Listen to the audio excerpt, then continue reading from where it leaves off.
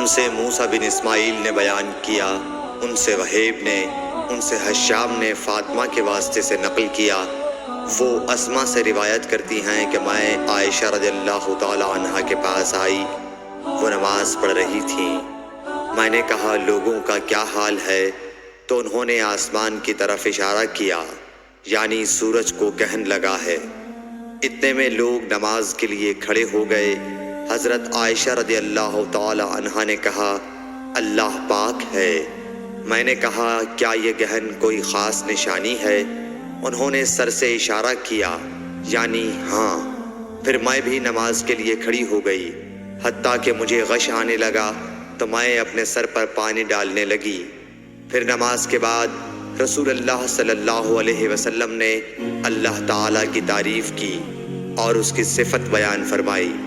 پھر فرمایا جو چیز مجھے پہلے دکھلائی نہیں گئی تھی آج وہ سب اس جگہ میں نے دیکھ لی، یہاں تک کہ جنت اور دوزخ کو بھی دیکھ لیا، اور مجھ پر یہ وحی کی گئی کہ تم اپنی قبروں میں آزمائے جاؤ گے۔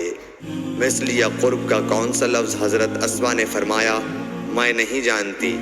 فاطمہ کہتی ہیں یعنی فتنہ دجال کی طرح آزمائے جاؤ گے۔ کہا جائے گا قبر کے اندر کہ تم اس آدمی کے بارے میں کیا جانتے ہو؟ تو جو صاحب ایمان یا صاحب یقین ہوگا، کون سا لفظ فرمایا حضرت اسما نے؟ مجھے یاد نہیں۔ وہ کہے گا وہ محمد اللہ کے رسول صلی اللہ علیہ وسلم ہیں جو ہمارے پاس اللہ کی ہدایت اور دلیلیں لے کر آئے تو ہم نے ان کو قبول کر لیا اور ان کی پیروی کی۔